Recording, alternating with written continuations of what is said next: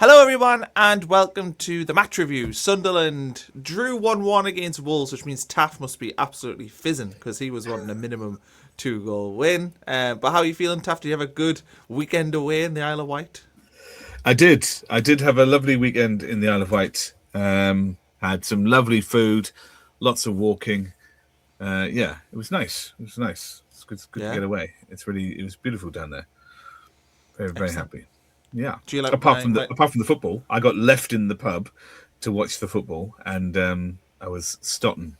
I do like the Wall of Ascension. I have one Thank you. myself in white, but yeah, I'm glad you Well, there like we it. are. If people want to buy one, we'll put the link in the description. But yeah, this is my first time wearing it. I'm feeling I it's am nice. old school. Oh yeah, This is when we were Nike, but not really Nike, isn't it? that's like what, Yeah, 3 or 4 years ago. that's Two, a three while years ago. ago. It must have been 3 years ago. Yeah, and they did Hawaii as well for a while, didn't they? They did do that. They did do that. Maybe we could Yeah. say Hawaii. I presume they don't have that copyrighted. No. No. How So could maybe you? we'll do that. Right. So let's talk about Wolves then. I think this is a difficult one to digest because I do think Sunderland were on pace to probably win this game 2-0 as you predicted or as you wanted. Maybe But even three. Yeah. yeah, and then the red card happens and it changes things. So I suppose my first question to you is, does the red card mitigate your thought? Because I think we can all also agree that the red card is I'm not saying it's the wrong decision. I just think the rule itself, which isn't even a rule, it's a guidance. I think that's the problem. But are you willing to accept that we did get a reaction and the red card essentially ruined it for us? Yes. I mean, I still want to complain about some things, but yeah, I suppose so. Um, Look, well, I think we were on target. I think until the sending off, um, everything was progressing just dandy. 1 second It here. was. There we go. Oh, I can't say anything. All I have is a Taff looking at us frozen. Oh, this new internet's not working for you, Taff. Oh, my internet's not working. One of our internet's not working. Oh, No, oh, sorry. I'm sorry. I had to turn my VPN off because I want to show you something. oh. Okay. So Well, I'll that's just cut that bit out. Yeah, that's there's nothing why wrong with your my internet internet. My daft. internet has been well and truly fixed. Oh, But I okay. wanted to show you something on who scored, and they block VPN. So I just had to get rid of that because I thought that we were on course for a 2-0, maybe even a 3-0. So if I can share the screen here, I think I'm sure people are used to using who scored and whatnot, but let's give it a go, and I'll share the screen because I did think it was quite stark, and I suppose we can take hope from this. There we go. So if we add that to the stage there, I'm sure people have used this. If they haven't, it's really kind of useful. So we have the match center, and if you can go down here, you can see how the game looks prior to the red card and how it looks after the red card. So we can only include things to the red card here, and it's pretty stark stuff. So if we only include to the red card on 24 minutes, 25 minutes, I mean, we have 3 shots on target, and they have none. They've got absolutely nothing going on. They've had 8 clearances to our 2, 6 blocks to our none. They offer almost no attacking impetus whenever you do that. So I think it's really, really stark just how on top we were. And the story after that, obviously, is very, very different. So I think 8 blocks to none they've got to do in the first 20 minutes, 25 minutes. 3 shots to none on target for us. 6 clearances to 2 clearances for us. I just think if the game continues that way, I mean, they looked pretty dejected after we scored because it was so early. I think they would have folded. I think we would have won 3-0, and I would have been a happy taff. Yeah. And I feel obliged to be irritated now. But Yeah. I mean, yeah. You even said, what happens if we get a dodgy VAR decision Yeah, and I a did. sending off, and we win by a last minute goal? Will you not be happy? And I said, no, I will not be. So I even declared VAR would be our friend. So yeah, I must be to blame here somewhat. Yeah. My view on it was just frustration because we were so comfortable in the first 20 odd minutes. And I was like, right, okay, this is just going to be. The thing I was getting ready to get annoyed about was probably if we were just winning 1-0 at like half time and then we approached the second half really defensive and it allowed the pressure to come on. I was kind of preempting myself for that and getting annoyed about it. Yeah, Which is probably unfair. But then when the red card happens, you just know that it's going to be a horrible. I mean, and I think it Sunderland did was. okay, particularly after they scored. I thought we were the better team after they scored their equaliser. They had a lot of possession, but yeah, I mean it's really hard because the expectations and and what you want don't quite go together. So I thought, I mean, the first thing about the goal, it was the first quality cross since the death of Napoleon. That was pleasing. Granit Xhaka puts one into the back of the 6-yard box beyond the keeper's arm, and we get a clean header. It's nice that someone's remembered what they're supposed to do on a corner. So that was pleasing. I think we're all sick to death of attempting to hit Ballard at the front of the 6-yard box with 4 men trying to wrestle him, because I mean everyone's known that game for months and it doesn't work. So that new set piece coach you were talking to last week, he's done a good job. I think that we just looked really in control at that point. And then after that, I think up until that 24, we also had 60% of the possession to their 40%. So we were really, really on top. And then after that, I think we struggled a bit. They had a lot of possession after that, and it was almost an entire reverse. They spent from 25 minutes until 75 when we made our subs with 60% of possession to our 40, pretty much. It's not quite as bad as that, but it was almost a reversal. And they had a lot more shots at goal, not necessarily on goal. So I guess, frustration, and watching it wasn't really a surprise when they sneaked a goal, but just irritating that whole situation arises. But I want to talk to you about 2 things. Okay. Firstly, the selection, which in some sense is irrelevant once the red card happens. But I want to know what you thought about the selection, because I thought I was pleased we had Talby for pace, but I thought that, and I was pleased we had Lefay in the 10, as I think all of the living human race were happy to see on the team sheet. But my disappointment was seeing Hume there. I've got nothing against him. I think he's great. But it just signified a sort of, a slightly defensive mindset in that we were going to suck up their long balls. I didn't think that Renildo was going to get far forward, and it was going to rely on trying to break out with Talby and Brobby. And Hume would sort of fold into that midfield role and fold back into a back 5 in the defence. And I just thought it was just a bit disappointing against the team bottom of the league who were pretty poor. I just thought we could be a bit more ambitious than that. And we kind of went halfway there, and I just wanted a bit more. And I don't know if that is me reflecting on a missed opportunity because of a red card, or if that really is how I felt just before kickoff. So I want to ask you what you thought of that selection. I don't ever like to see Trey Hume start on the right wing unless there's a clear reason for it. Like, Well, if there is if I see the opposition that we're playing saying you're against, like, I don't know, say Doku or something, and you're like, oh god, oh very good, heavy weekend, heavy Tuesday night. But yeah, if you're against a player like say Doku or something, who's like the best winger currently in the league, and you want to double up. Like, I can kind of get my head around it. I don't really like it because it just gives license to the opposition to attack more, but it is what it is. Yeah, against Wolves, I don't think that's what you should do. But then what I would say is that in practice, as you said, for the first 25 minutes, we were pretty dominant, and we both are probably of the conclusion that we were likely to win that game.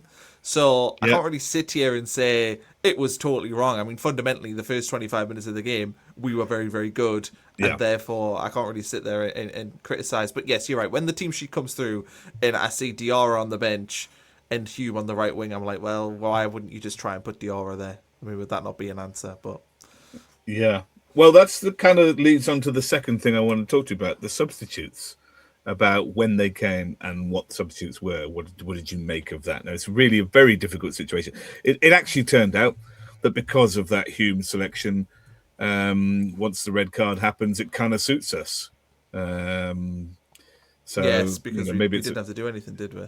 yeah. So it's kind of a moot point. But then, we concede in the second half. And I quite liked the fact that I thought his substitutions were aggressive. I quite liked the fact he thought it means naught if we lose this game. 1 point fine. None is irrelevant. Frankly, we could do with all three, and I like the fact that he tried to get that. But I just wanted to ask you about the timing of those substitutions and the ones that he made, because I remember you were saying earlier in the game that it was crying out for something else. Yes, it did. So I would have now if it was me, right? I know that Regis never does this, but if it was me at half time, I would have sacrificed Brobby and brought in Isidore because you knew that Wolves were going to push and try and get the equaliser, and the fact that we're playing against 10 men meant that we're going to probably make even more risks. So I thought having Brobby up there was irrelevant. I thought it just didn't really make that much. Yes, he can hold the ball a bit better, but to be honest, he didn't actually do that. So it's not like I'm sitting there watching him going, oh, well, he's getting us up the pitch. He's not doing it because my balls to him are so bad. So Isidore, I felt should have been on earlier. I probably would have done Diarra earlier. Serkin, I presume, is because Ronaldo must still be carrying some sort of injury, and as far as I'm aware, he's basically been injured since he came back from AFCON. So, I think that probably explains his poor form as well, that he's just not been 100%. So the Serkin one, I think, was just for that. But yeah, Isidore, I would have definitely had on earlier, and then Diarra, you could make the argument maybe he should have came on 15 minutes earlier. But yeah, I would have definitely done Isidore earlier. And I mean, I thought the game. I agreed with you. I didn't really think about it in the moment. I was just kind of annoyed. And but when you said this game is made for Isidore with space in behind because they're pushing up, I just thought you were right. But I also wanted to ask you then, how do you think we fared once those subs came on? Because we did go more aggressive with those subs coming on the pitch. And go on. What I was going to say, I thought we were, from the point where they came on, we were the better team. I mean, I think I said to you the last sort of 15, 20 minutes, we were the more dominant team. So I thought we looked better. I know Diarra had one shot that went out for a throw-in on the other side, which is, and this is the frustration with him, is that Diarra is, for me, it shows so many signs of a gifted footballer. But I understand why there's sections of the fan base that are so frustrated by him, because he gets into these decent positions and just his final decision making in the final third is just not good enough. He sometimes shoots when he shouldn't. He sometimes, maybe passes when he shouldn't, and it's just frustrating. Or makes the wrong decision on a pass. There's only the other week when he tried to pass it right and Talby was free for a roll in. Yeah. I agree with you. I think his final decision making needs a lot of work, but he's only just turned 21. And the thing that I think he's 22 now. The thing that sticks in my mind is that a lot of the complaints come about him fluffing these chances up, but he gets into many more positions to have those chances than anybody else in the team. And some of that is because he is a front-footed player. He's not like Siddiqui or Xhaka, holding and breaking up play in the middle of the park. He's the aggressive one. He'll push up next to Brobby. But, I mean, his running, he's quite an engine on him. And he gets into these positions so many times. That's why he has so many fluffs, because he's there so often. And I just think, he's had a stuttered start to the season. He got injured at the start. He's only really been fully fit playing with the team in the last 2 months. I think he'll be. I think he's a good player. I Same. think he would have been a better option against a weak Wolves side on the right instead of Trey Hume. I thought we were better when he came on, but not just him, obviously. But I would have played him inside right if you've got Mukiele, because you can do that, and he still ends up a bit of a midfielder, and that's how you get Lefay in the 10, which we want to see. But you're right, when they came on, it was 4 shots all in that last quarter of an hour. Possession was pretty much 50-50 as well. Everything was pretty much 50-50 in that last quarter of an hour, with us a player down and having expended more energy trying to cover the pitch. So I did think that those positive substitutions made a difference. Yeah. I wonder if maybe we could have done that a little bit earlier. I don't know. Would it have made any difference? Despite that positivity, I don't think we really looked like stealing the game. Do you? I mean, I felt like both teams. I thought it was going to end up a draw. Once it went to 1-1, I was like, I actually thought when it went to 1-1, I was like, well, Wolves will win this. But then after I watched the next sort of 10 minutes, I was like, I don't think Wolves have got it in them. They're just happy not to be losing the game. That was kind of my thought. I think it's like they just want to peter out at the end of the season and just hope that they're not losing the last, whatever, because they'd lost 3 before this, didn't they? So they're probably just glad they're not going to lose like 6 in a row or something to win the season. So yeah, I thought a draw. I mean, I did kind of hope we could maybe nick it. I know they did have a couple of chances. I can't remember if it was when we were drawn or when we were winning, but they did miss a couple, and Roofs made a couple of saves. I will say, I mean, we've been quite critical of Robin Roofs recently, but he looked, I would say, back to his sort of normal self. Well, he made I think a match-winning save near the end of the game, did he not? I couldn't remember when that was in the game, but yeah. Yeah, I mean, that's a match-winning save, I thought. He back to his best. But I wouldn't begrudge him one more terrible game to put off any of the potential purchases of him, if that's what he's going to do. Should we tackle a little bit again conceding from a set piece? We've talked about it a bit recently, but like, I was very frustrated that the reason why we drew the game was because we conceded from a set piece, and I think being down to 10 men shouldn't really affect your ability to defend a corner, really. No, it was a free header as well, wasn't it? I think it's Trey Hume marking him again, and he's. I mean, do we have to start looking at that?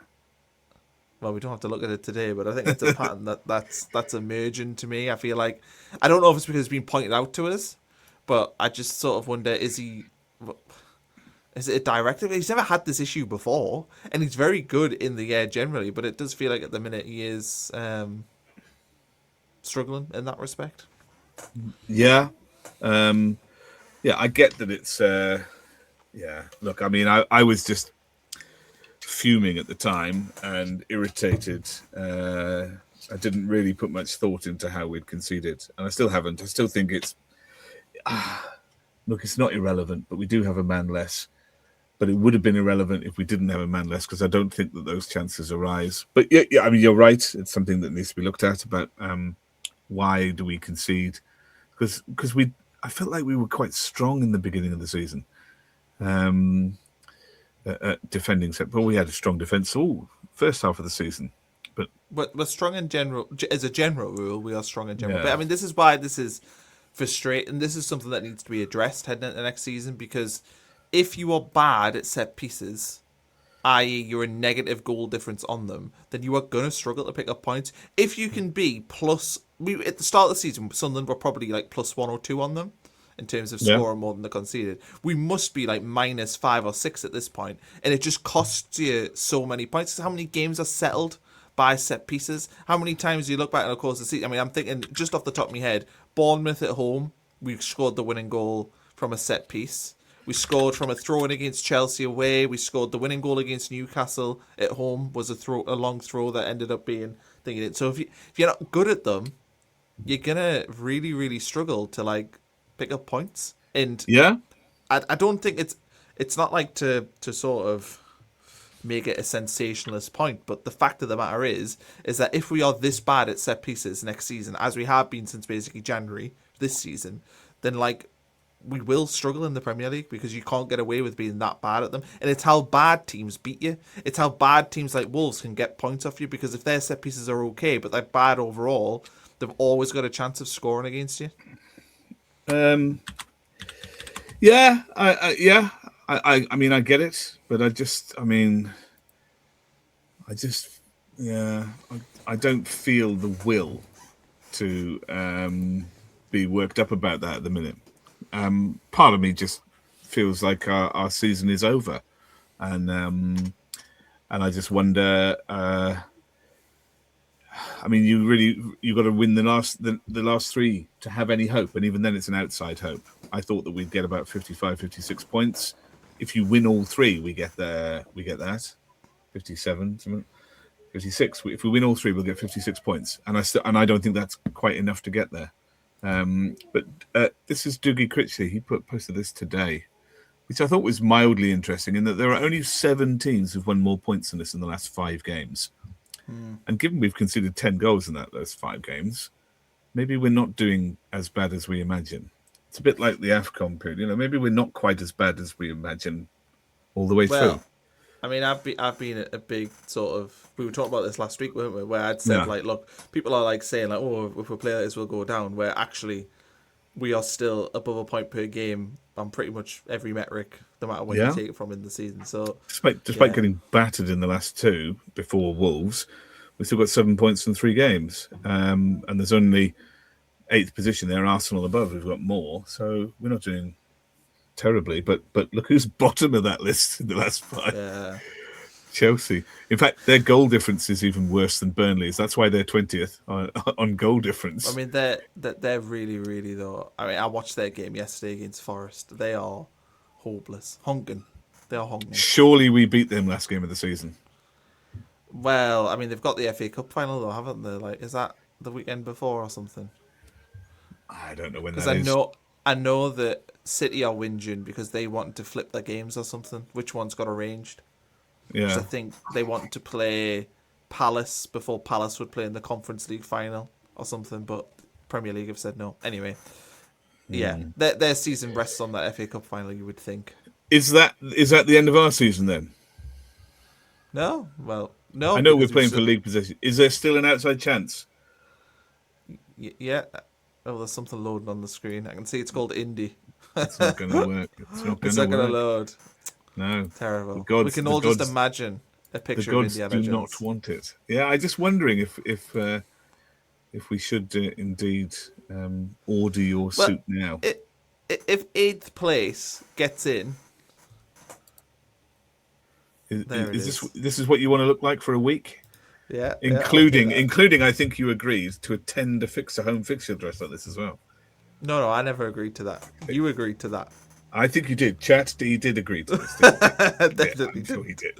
And I'm not doing that, so no chance. I'll happily do a podcast every week wearing an Indiana Jones outfit. Every day for the week, yeah. Okay, yeah. Okay. I'm sure I just need to buy basically a leather jacket, because you're not going to see my bottom half.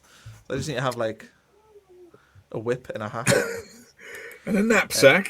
Yeah. So we are basically 4 because we've got a much worse goal difference than Brighton. We are 4 points because they're 3 points ahead of us. So we need 4 points to get above. We've got a worse goal difference than everybody after the last 3 games. We've conceded 10 goals. We do.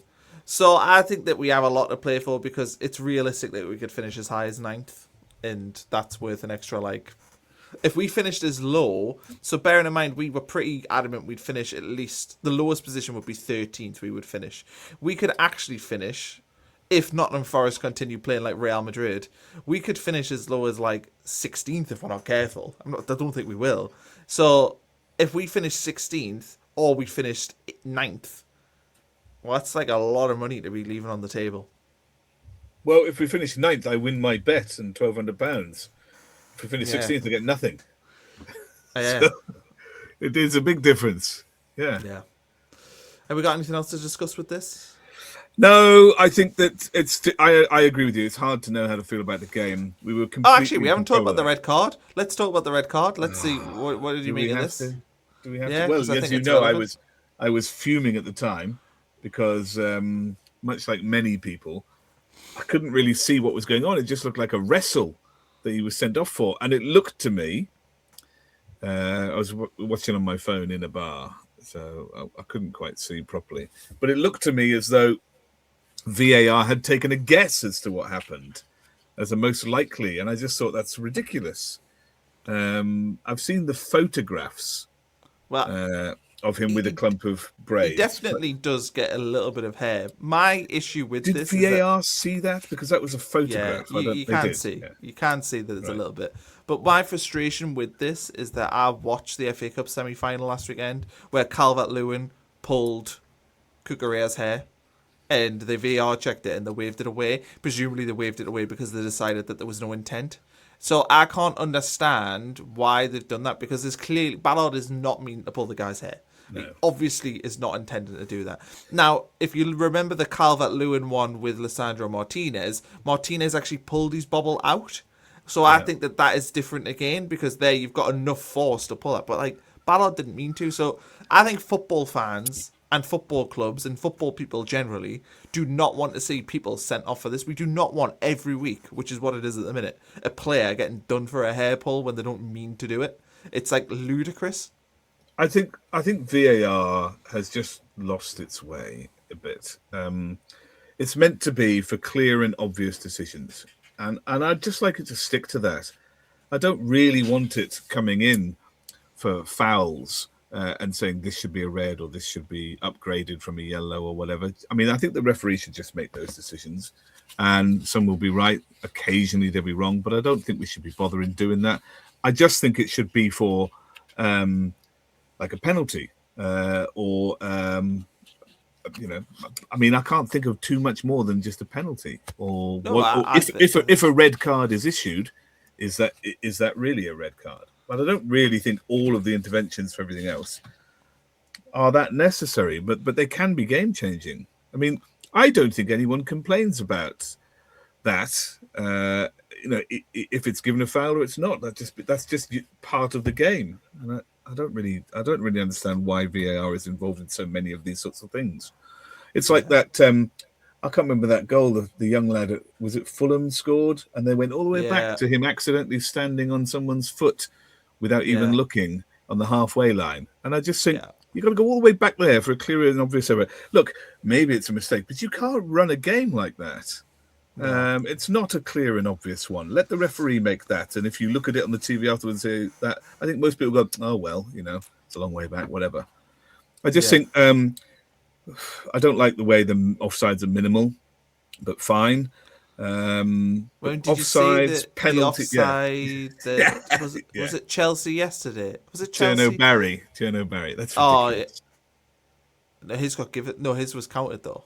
His was counted. Yeah, but I think that's ridiculous too. But there was a...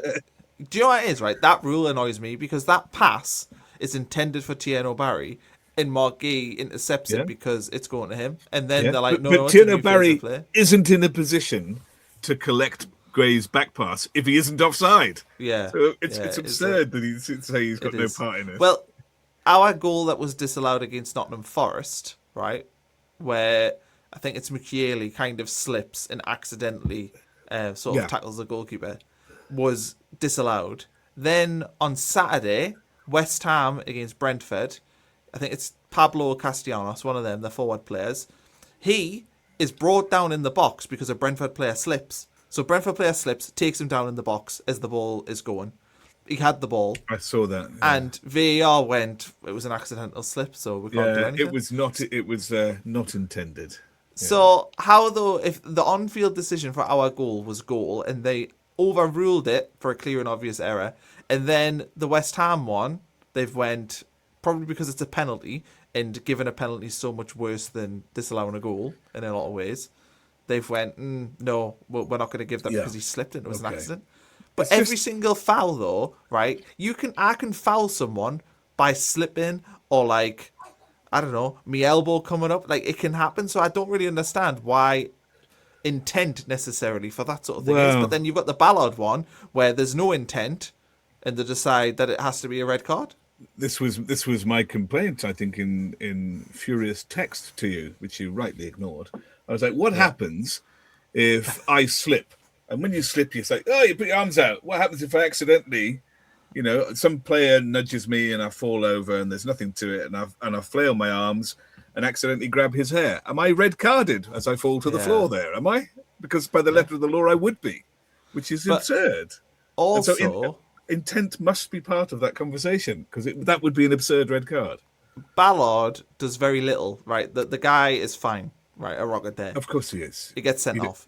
Then yesterday, now I'm not saying this is a red card, but Nottingham Forest gave away a penalty where basically the two players, he headed the Chelsea player. It was an accident. Wow. I'm not saying it should be a red card. What a gash that was. Is that his skull showing? Morgan gives Probably, away? yeah. No, it wasn't. It wasn't even that one. It was a different one. Oh, it was for the penalty. Oh, that Chelsea got. yeah, Derry, Sean Derry's son. Yeah. So I felt that's an elbow. He's got an elbow in the side of the head.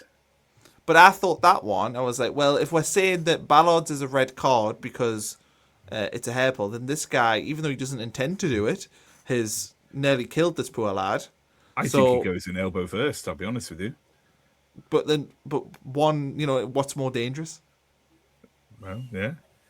So, but anyway, the rule isn't about what's more dangerous. It is frustrating. And do you know what? Some people might say, there goes Europe, and what size costume are you wearing, Connor? But I actually think that, we've lost. I think we've blown it before then. I think I thought at the time we played quite well, but I'm reflecting on it, increasingly of the opinion that I think we played poorly against Villa. That it is such. I mean, we were bad. Well, no, I thought we were all right in the first half. I don't. I think we made them look really good, and I'm not so sure. Yeah, I don't know. I mean, that's a different. It's too late. It's too late. And then Notts Forest. I know that they're currently Real Forest, but I don't know what the hell happened there. But I just feel like you cut. It's just we've got 1 point from 9 when we were looking at it a month ago, thinking, do you know what, we could get 4 or 7 here from these 3 games, and now what? And now we're all going on holiday, wondering what's going to happen next season, which is the topic of our next conversation, I believe. It is, yes. So that's a nice segue.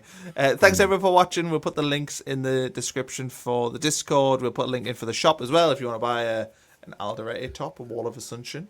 And we'll also put the link in for the Patreon if you want to check out the lineup videos and all that sort of stuff, player ratings, all that good stuff. And we'll see you soon for another video. I'll just